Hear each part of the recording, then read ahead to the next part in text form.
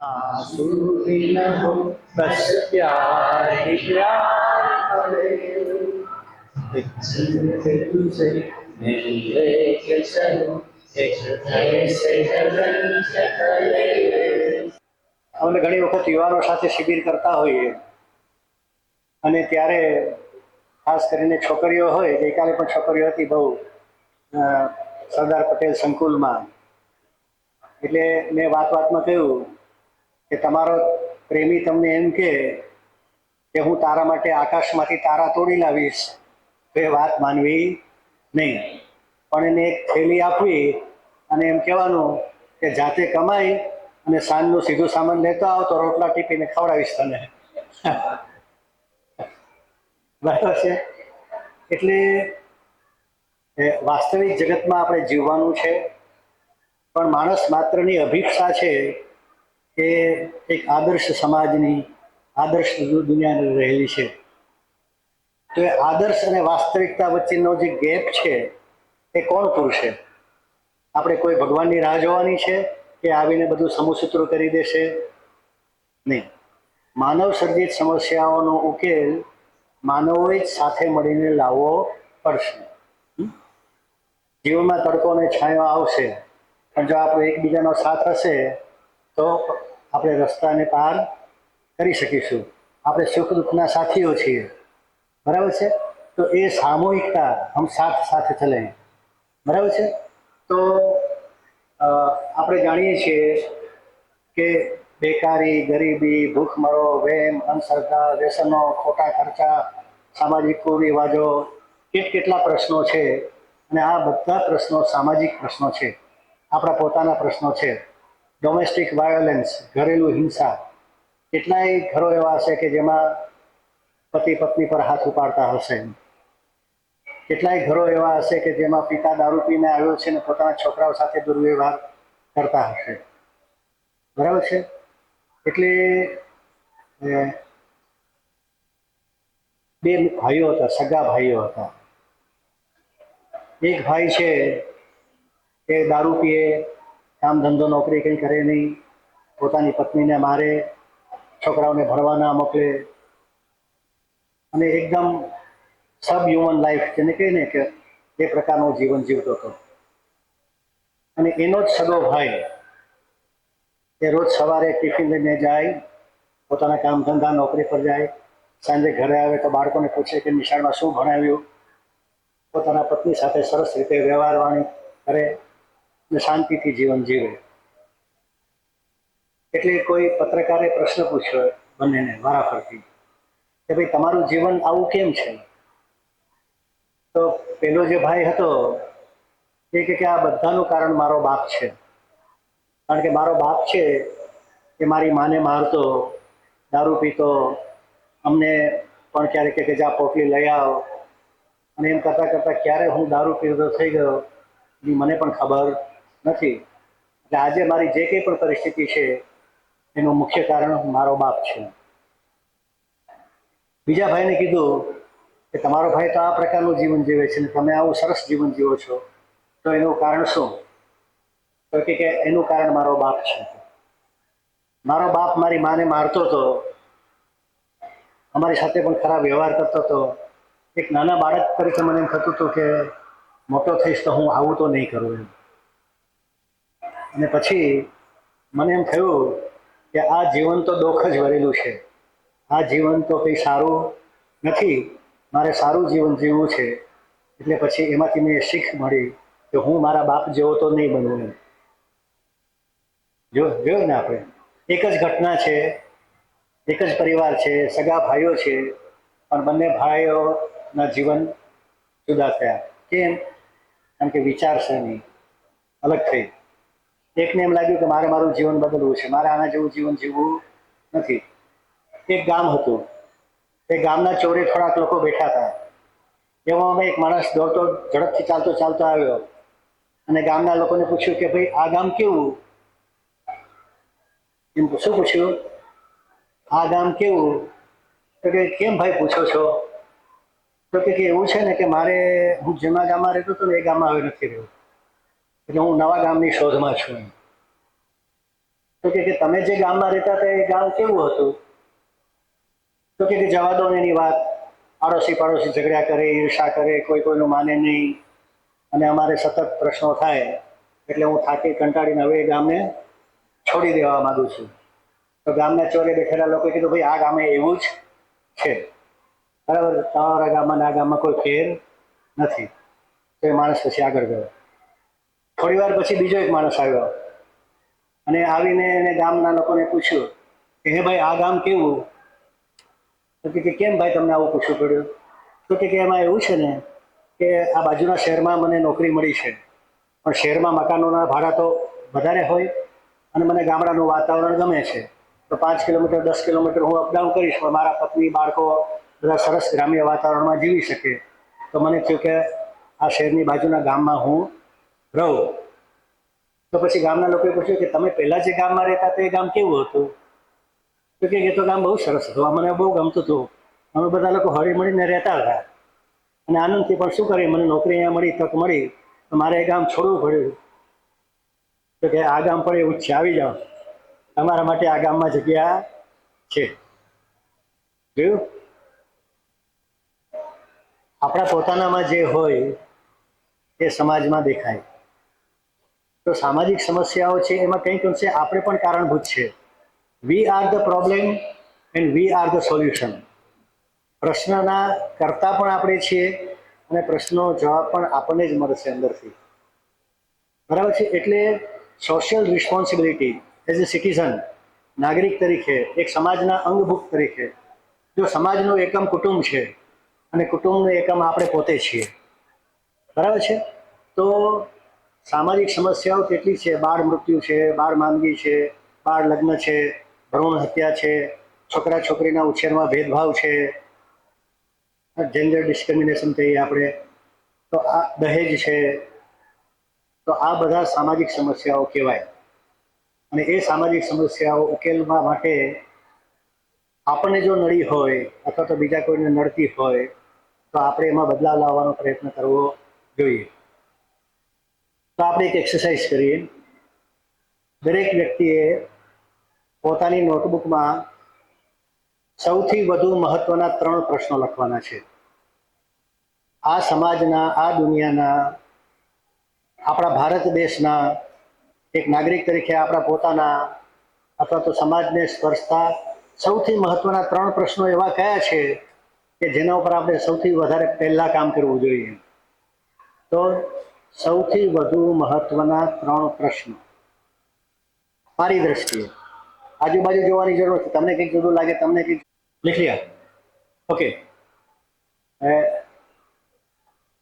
હવે આપણે એવું કરવાનું છે કે બબેની ટુકડીમાં તમે 3 પ્રશ્નો નક્કી કર્યા, આ ભાઈએ પણ 3 પ્રશ્નો નક્કી કર્યા. શક્ય છે કે 3 જુદા હોય તો 6, 2 સરખા હોય તો 5, 3 સરખા હોય તો વળી પાસે 4 થઈ જશે, અને પછી 3 સરખા પણ હોઈ શકે ક્યારેક. પણ 3 પ્રશ્નો તમે વિચાર્યા તમારી દ્રષ્ટિએ, 3 પ્રશ્નો એમને વિચાર્યા એમની દ્રષ્ટિએ. તો હવે તમારે 2 જણાએ ભેગા થઈ અને સૌથી વધુ મહત્વના 3 પ્રશ્નો કાઢવાના છે. અહીં આવી જાઓ. પેરમાં તમારા 3 પ્રશ્નો તમે એમને કહો, એમના 3 પ્રશ્નો તમને કહે, અને આપણે બબેની 2 ટુકડી ભેગી થાય છે અને ફરી પાછા પોતપોતાના 3 પ્રશ્નો બતાવે છે, અને 4 જણાની ચોકડીએ ભેગા થઈને ફરી પાછા 3 પ્રશ્નો નક્કી કરવાના છે. પહેલા મેં મારી જાતને કેન્દ્રમાં રાખીને વિચાર્યું કે સૌથી વધુ મહત્વના 3 પ્રશ્નો કયા છે, બરાબર છે? પછી જોડી બનાવી, આપણે એક સાથીદાર સાથે મળ્યા અને અમે બંને સહચિંતન કર્યું અને પછી એમાંથી 3 પ્રશ્નો તારવ્યા, બરાબર છે? એટલે હું મટીને અમે થયા, અમે 2 અમારા 2, બરાબર છે? અમે 2 થયા. મને એક 2 જોક યાદ આવ્યા. એક ભાઈ છે ને એ અપરિણિત હતા, એટલે બધા પૂછે કે તમે કેમ લગ્ન ના કર્યા?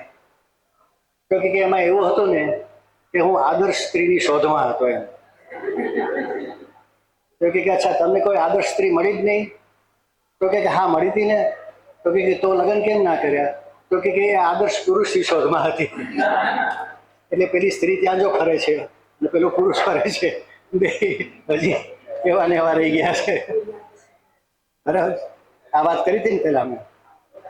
એટલે એટલે હું ઘણી વાર કહું કે મારે લગ્ન નતા કરવા, દીપ્તિબેનને પણ લગ્ન નતા કરવા, અમે સરખા વિચારવાળા મળ્યા એટલે લગ્ન કરી લીધા.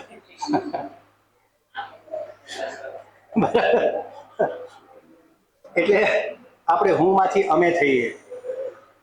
એટલે મારો પ્રશ્ન એ મારો નથી, તારો પ્રશ્ન એ તારો નથી, પણ તારો અને મારો પ્રશ્ન આપણો પ્રશ્ન છે.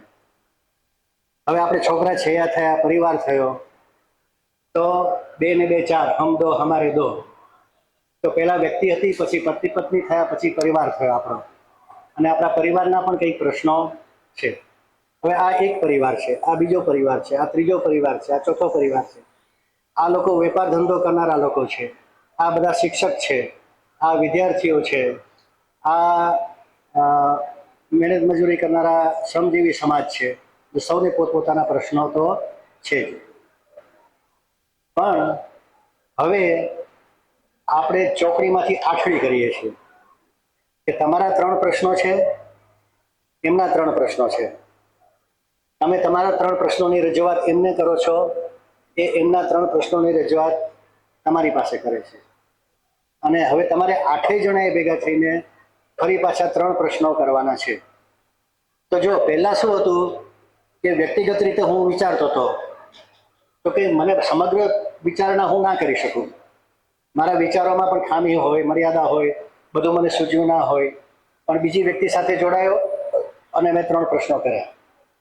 પછી 2 નાના સમૂહ, પતિ પત્ની અને બાળકો વચ્ચેનો જનરેશન ગેપ છે, તો મા બાપે બાળકો સાથે વાત કરી, બાળકોએ પોતાની સાથે વાત કરી, અને હું મારો પ્રશ્ન જોયા કરું ને તમે તમારો જ પ્રશ્ન જોયા કરો, તો આપણા વચ્ચેનું અંતર એવું ને એવું રહે. તો આપણે વિચાર કરીએ છીએ કે આપણા પરિવારનો, ફેમિલીનો શું પ્રોબ્લેમ છે. તો પછી એ રીતે આપણે વિચાર કર્યો. હવે આપણે આડોશ પાડોશ સાથે જઈએ છીએ, બરાબર છે. અને હવે તમારે પાછા 3 કોમન પ્રશ્નો શોધવાના છે. તો આપણે દલીલ કરીશું પૂરેપૂરી, આપણા 3 પ્રશ્નો આવે એવી કોશિશ કરવાની, તમારે પણ તમારા 3 પ્રશ્નો આવે એવી કોશિશ કરવાની. પણ મારું તે સારું નહીં, પણ સારું તે મારું. આપણે બાંધછોડ પણ કરવી પડે, જીવનમાં થોડું જતું કરવું પડે, એકબીજાની વાત સ્વીકારવી પડે. એ સત્યાગ્રહી એ સત્યગ્રાહી થવાની પણ જરૂર છે. આપણે આપણા દરવાજા ખુલ્લા રાખીએ, જરૂર પડે તો આપણા 3 છોડી દઈએ, એમના 3 છોડી દઈએ, સાથે મળીને નવા 3 પ્રશ્નો શોધીએ. પણ એક કોમન પ્લેટફોર્મ પર આવીએ આપણે કે ભાઈ આ 3 પ્રશ્નો એવા છે કે જે આપણે સૌને નડે છે. કોમન મિનિમમ પ્રોગ્રામ એમાંથી બને, બરાબર છે. પણ આ તમે પ્રોસેસ જો, આ પ્રોસેસ છે ને પાર્ટિસિપેટરી ડેમોક્રેટિક પ્રોસેસ છે. સહભાગી લોકતાંત્રિક પ્રક્રિયા દ્વારા આપણે 3 પ્રશ્નો નક્કી કરીએ છીએ. તો હવે તમે અને આ 2 ગ્રુપ મળી અને 3 પ્રશ્નો તારો, એ રીતે તમારું ગ્રુપ અને આ ગ્રુપ સાથે મળીને 3 પ્રશ્નો તારો. ગ્રુપ નંબર એ અને group number B. Group number A પોતાના 3 પ્રશ્નો લખે બોર્ડ પર. ઓકે, આપણે 3 પ્રશ્નો આઈડેન્ટિફાઈ કરવાના હતા. પ્રશ્નો, ઓકે. તમે સોલ્યુશન તરફ વિચાર કર્યો છે, એની વે ઇટ્સ ઓકે. પણ સિવિક સેન્સ, નાગરિકત્વનો અભાવ, એક નાગરિક તરીકે આપણે નબળા પડીએ છીએ. સમૂહ જીવનની આચાર સંહિતા સાથે મળીને હું મારો કચરો મારા પાડોશીને પર નાખું, મારો પાડોશીના પાડોશી પર નાખે, બરાબર છે. એટલે આપણે સવારે પણ વાત કરી હતી કે દુઃખ છે, દુઃખનું કારણ છે, દુઃખનો ઉપાય છે, અને એનો માર્ગ છે, રસ્તો પણ છે, અને રસ્તે ચાલવું પડે. એમ સામાજિક સમસ્યા છે, સામાજિક સમસ્યાનું કારણ છે, સામાજિક સમસ્યા ઉકેલવાનો ઉપાય પણ છે, પણ એ માર્ગે ચાલવું પડે. મનમાં શીરો પૂરીને શાક ખાઈએ તો પેટ ભરાય નહીં. શીરો પૂરીને શાક ખાવા હોય તો ઉઠવું પડે, લોટ બાંધવો પડે, ગોળ ઘી લાવવા પડે, સાંધવો પડે, તો શીરો પૂરી ખાઈ શકીએ. એમ આપણે કલ્પના તો કરીએ છીએ આદર્શ સમાજની, પણ આદર્શ સમાજ માટે આપણે કશું પ્રયત્ન કરતા નથી અને એટલે પ્રશ્નો પણ ઉકેલાતા નથી. હું ફક્ત મારો જ વિચાર કરું અને હું કહું કે મને પ્રશ્ન છે, હું દુઃખી છું, પણ આ દુઃખી છે. ચાલો સાથે મળીને આપણે એનો કંઈક ઉપાય ના કરીએ સાથે મળીને. એટલે હવે તમારામાંથી આપણે એવું પૂછીએ કે સૌથી પહેલા તમે કયા 3 પ્રશ્નો લખેલા તમારી નોટબુકમાં વ્યક્તિગત રીતે? જતું કરવાની ભાવના, સમાનતા અને લોક જાગૃતિનો અભાવ. હા, પણ પ્રશ્ન આપણે પ્રશ્નની દ્રષ્ટિએ પ્રશ્નને જોઈએ. એમ તો પેલો પ્રશ્ન તમે કયો કીધો? જતું કરવાની ભાવના, એટલે કે આપણે જતું કરતા નથી. નાની નાની બાબતોમાં આપણે જતું કરતા નથી. પછી 19-20 હોય તો જતું ના કરીએ. અત્યાગ્રહ, બરાબર છે. પછી બીજું સમાનતા, અસમાન વ્યવહાર આપણો, વાલા દવલા, વર્ગખંડમાં પણ આ રૂપાળો છે, હોશિયાર છે, મારા સગાનો દીકરો છે એટલે વધારે હું ધ્યાન આપું અને આના પ્રત્યે અપેક્ષા રાખું, દુપેક્ષા રાખું, જ્ઞાતિ જાતિનો ભેદભાવ. હા, પછી લોક જાગૃતિ એટલે કે સિવિક સેન્સ, અવેરનેસ નથી. તો તમારા 1 કે 2 પ્રશ્નોમાં આવી ગયા એવું લાગે છે તમને? તમે કયા 3 પ્રશ્નો વિચારેલા? ભ્રષ્ટાચારનો અંત ક્યારે આવશે? ભ્રષ્ટાચાર, કરપ્શન એક ઇસ્યુ છે. ચાલો, સમાનતા ક્યારે મળશે? સમાનતા, ઇક્વાલિટી. અંધશ્રદ્ધા છે. અંધશ્રદ્ધા. તો તમારો 1 પ્રશ્ન તો આવી ગયો તમારામાં જવાબમાં. તો આપણામાંથી કદાચ કોઈ એવું નહીં હોય કે જેનો કોઈને કોઈ 1 પ્રશ્ન તો આમાં ન જ આવ્યો હોય, અને આપણામાં કદાચ કોઈ એવું પણ નહીં હોય કે જેના 3 પ્રશ્નો આવી ગયા હોય. એવું છે? અને એવું હોય તો કદાચ તમે દાદાગીરી કરી હશે, બધાને મનાવ્યું હશે કે આ 3 લાવવાના, ડોમિનેટ કર્યો છે તમે, બરાબર છે. એટલે હવે છે તો પછી આમાં એક એક્સરસાઇઝ છે કે પ્રોબ્લેમ ટ્રી એનાલિસિસ. આ અસમાનતાનું ઝાડ છે. તો અસમાનતા ના કારણો શું છે? કેમ અસમાનતા છે? જાતીય ભેદભાવ, ગરીબી, અમીરી ગરીબી, હા, શિક્ષણનો અભાવ, જેન્ડર ડિસ્ક્રિમિનેશન, બરાબર છે, અથવા તો લૈંગિક ભેદભાવ, સમાજમાં પિતૃસત્તા છે એટલે સ્ત્રીઓને સેકન્ડરી સિટીઝન તરીકે કહેવામાં આવે છે. અમે ઘણી વખત પૂછીએ કે ચાલો તમને તમારી કેટલી પેઢીના નામ યાદ છે? તો રાજેન્દ્ર, પ્રેમ વલ્લભ, વિઠ્ઠલદાસ, ગોરધનદાસ, લાલજી, ઉકા, બાકી બધાના ભૂકા. બરાબર, આપણે ખબર નથી, 7 આટલા નામ યાદ છે, બરાબર છે. પણ હવે આપણે એમ કહીએ કે તમારા માતૃપક્ષના કેટલા પેઢીના નામ યાદ છે? તો રાજેન્દ્ર, મારી માનું નામ અરુણા, એની માનું નામ નર્મદાબા, એની માનું નામ, બીજી કે ત્રીજી પેઢી આપણી માઓ ખોવાઈ ગઈ અને 7 પેઢીના નામ યાદ હોય આપણે બાપાના. કેમ? કારણ કે પિતૃસત્તા શું, સ્ત્રીઓનું કોઈ સ્થાન જ નહીં સમાજમાં.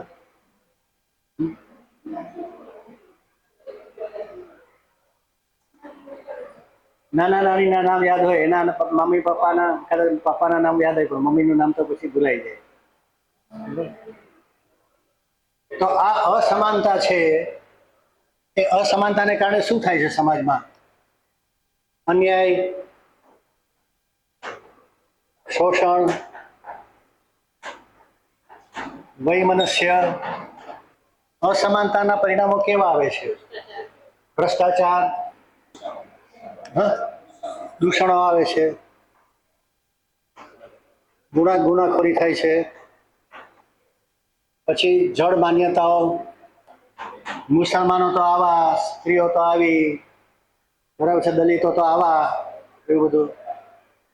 બરાબર છે. તો આ થયો પ્રોબ્લેમ ટ્રી. અસમાનતા એ પ્રશ્ન છે, આ એના કારણો છે અને આ એની અસરો છે. તો આને કહેવાય પ્રોબ્લેમ ટ્રી એનાલિસિસ, સમસ્યાઓનું વિશ્લેષણ. અને એવી જ રીતે આપણે સોલ્યુશન ટ્રી કરી શકીએ. આપણે જોયું સમાનતાનો પ્રશ્ન બંનેમાં કોમન હતો એટલે આપણે એનું ઉદાહરણ લીધું. તો બાળકોને લોજિકલ થિંકિંગ કરતાં શીખવવું જોઈએ કે જેમ કે તમે ડૉક્ટર પાસે જાઓ તો ડૉક્ટર શું કહે છે? નિદાન કરે છે. નિદાન કેવી રીતે કરે છે કે શું થાય છે? તો ભાઈ તાવ આવે છે. તો કે તમને ક્યાંક વાગ્યું છે? કારણ કે વાગ્યું હોય તો એને માટે રોગ પ્રતિકારક શક્તિ પેદા કરવા માટે પછી ટેમ્પરેચર વધી જાય તમારા શરીરમાં. તો આપણે કંઈ ના વાગ્યું નથી. તો કે એક ધારો તાવ આવે છે કે ચડ ઉતર થાય છે, તાવ આવે ત્યારે ધ્રુજારી થાય છે, તાવ ઉતરે ત્યારે પરસેવો થાય છે, ધીરે ધીરે તાવ વધતો જાય છે. એના ઉપરથી પછી ડાયાગ્નોસિસ કરે કે આ મેલેરિયા છે કે ટાઇફોઇડ છે કે કયો છે, અને જરૂર પડે તો લેબોરેટરી ટેસ્ટિંગ પણ કરાવે. જેટલું રાઈટ ડાયાગ્નોસિસ એટલી જ રાઈટ ટ્રીટમેન્ટ. બરાબર. જેટલું નિદાન સચોટ હોય એટલો જ એનો ઉપચાર કારગર નીવડે. તો આપણે સામાજિક સમસ્યાઓની ચર્ચા કરતા હોઈએ તો એના કારણો કયા છે અને એની નકારાત્મક અસરો સમાજમાં કેવી થાય છે, અને એવી જ રીતે સોલ્યુશન ટ્રી. તો સોલ્યુશન ટ્રીમાં પણ આપણે સમાનતા લઈએ. સમાનતા લાવવી હોય તો શું કરવું જોઈએ? શિક્ષણ, ભ્રષ્ટાચાર નાબૂદી, પછી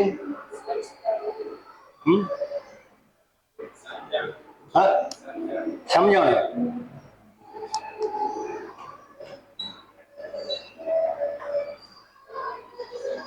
સમાનતા લાવવા શું કરવું જોઈએ? શું કીધું? આપણે સૌ એક માતાના સંતાન, આપણે બધા એક છીએ. બરાબર છે. જો સમાનતા આવે તો શું થાય? સુખ, શાંતિ, પ્રેમ, સદભાવ. બરાબર છે. સમાજમાં હકારાત્મકતા આવે. વસુદેવ કુટુંબકમની ભાવના. બરાબર છે. સમાન તક. તો આપણે જોયું કે સામાજિક સમસ્યાઓનું કારણ પણ આપણે જ છીએ અને એનો ઉપાય પણ આપણે સૌએ સાથે મળીને કરવાનો છે. બરાબર છે. તો આ સંદેશો છે એ આપણે બાળકો સાથે પહોંચાડી શકીએ. તો પત્રિકા જોઈ લઈએ આપણે અને આ ચેપ્ટર પૂરું કરીએ આપણે.